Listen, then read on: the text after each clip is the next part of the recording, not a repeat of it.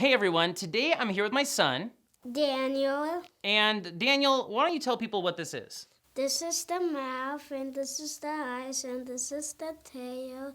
This is the legs, and this is the legs, and this is his body. Yeah, and what is it? What kind of animal is it? Tyrannosaurus Rex. That's right, this is a T-Rex that Daniel made out of Lego. Now, how did you design this? I was gonna copy a book, but I did not. He did, and he just made it up himself. Well, it looks awesome, Daniel.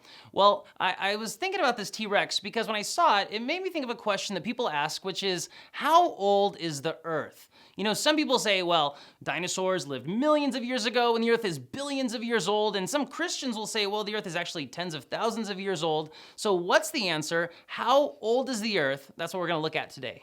Okay, before we talk about how old the Earth is, let me just clarify a few things. First of all, this is a minor doctrinal issue. You know, sometimes we like to talk about what are the major doctrines and what are the minor doctrines. And so a major doctrine of Christianity is the Trinity, the deity of Jesus. These are all major issues of Christianity that Christians really see as non-negotiables. The age of the Earth, that's like an in-house debate. Like really, there's gonna be Christians who believe that the Earth is really young, and there's gonna be Christians who believe that the Earth is really old, and that's okay. They're both groups are Christians who love Jesus, who love the Bible. As Christians are witness to the world, should focus on the fact, on what we agree upon, like that no matter what you believe about the age of the Earth, every Christian believes that God created the Earth, that he created the universe out of nothing, and that he created the world as good and for his glory. And so these are things that Christians should really focus on, especially as we're kind of a witness to the world. We should focus on the fact that there is a designer, that there is a creator, and really leave issues about the age of the Earth to kind of in-house debates among Christians. But that being said, there's really two main groups of people, as I've said, when it comes to how old the Earth is. Okay, so young Earth views of creation are people who say that the Earth is like tens of thousands years old. And so this was kind of the dominant view of Christianity until geologists started to come around and people started to do some more scientific research data into the age of the Earth from a scientific perspective. But as you read the Bible, it's easy to see how people might say the Earth is tens of thousands years old, because you read Genesis 1 and it says, you know, the first day God created this, the second day God created that. There was morning, there was evening each day, and it's kind of simple to just read Genesis 1 and see this as 24-hour literal days. And so there's a lot of Christians who they see Genesis as 24-hour literal days, and that would then demonstrate to them that the Earth is tens of thousands years old. Now there's kind of two main forms of young Earth views of creation. The first is that God made the world to look mature. You know, when God created Adam, in the Bible it says when God created Adam in Genesis chapter 1 and in Genesis chapter 2, when you read about the creation of humanity, Adam wasn't born as a newborn, or he wasn't created as a newborn, he was created as a man. And so people will say, well, the universe was created fully mature. And so that's kind of a mature form, a mature view of how God created the world. Now, there's some problems with this view because, okay, if that's the case, then it's almost like God might have been trying to deceive us. You know, why does the Earth look so old if it's not really so old? Is God trying to confuse us? Was God trying to deceive us? So those are some problems with that view, but there's problems with any view.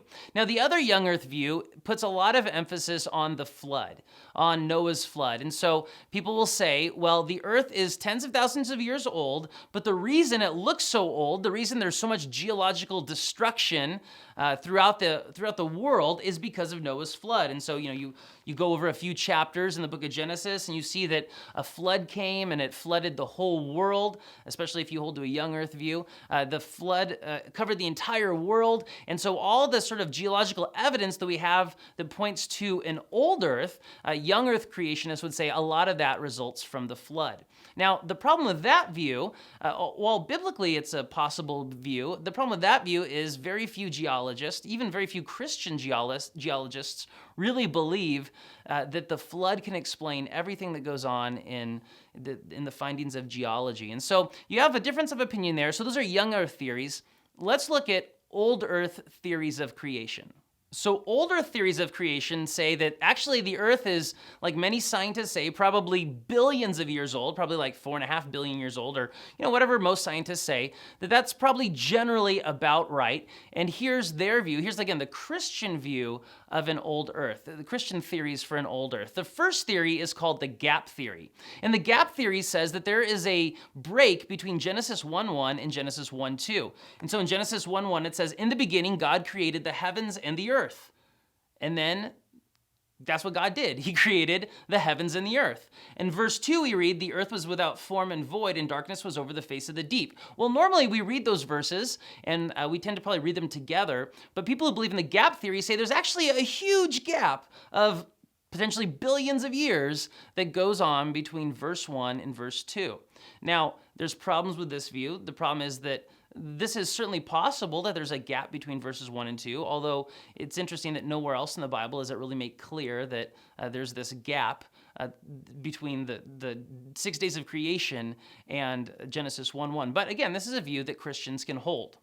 And that leaves us with our last older theory, which is the day-age theory. And the day-age theory says that the days in Genesis, when you read the days, day 1, day 2, day 3, those are not literal 24-hour days, but they're periods of time that might refer to millions of years or tens of millions of years, hundreds of millions of years, and so that each day of creation is something much larger. Now, as you read Genesis, it might seem obvious to you, especially if you believe in a young earth, that the day is a day, it's a 24-hour period, but the word day in Hebrew in other places refers to periods of time that are longer than 24 hours. And so it's certainly possible, in fact, it definitely happens in other places in the Bible, where the Hebrew word for day refers to an amount of time longer than 24 hours. And so it's not necessary to open your Bibles and read day 1 and think that can only mean a literal 24-hour day. That in fact, what happens is God creates the universe over a period of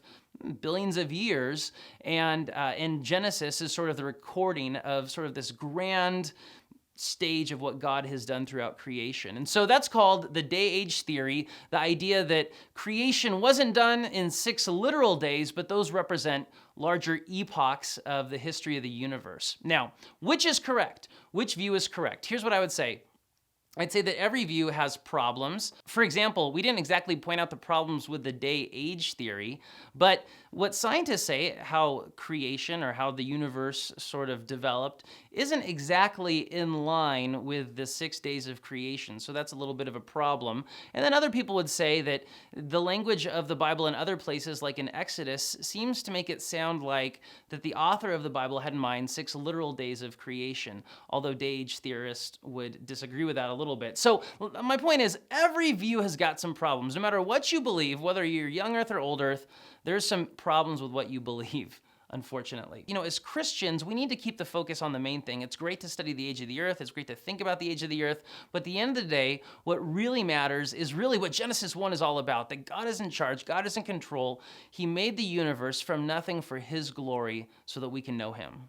Okay, so those are some things to think about when you're trying to figure out the age of the earth. Now, I'm back here with Daniel, and Daniel, why is Kai riding on your T-Rex? Because he loves T-Rexes. Okay, I don't think that was historical. I don't think Kai was actually back there back in the day when dinosaurs existed. But Daniel, again, who created the earth?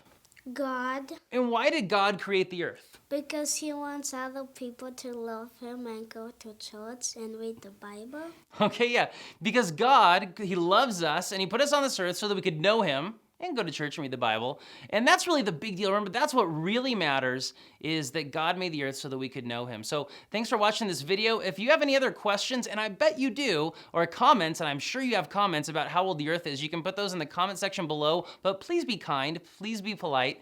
And also check out our other videos that we have on questions that Christians ask, and please subscribe to our channel. Thanks. Thank you.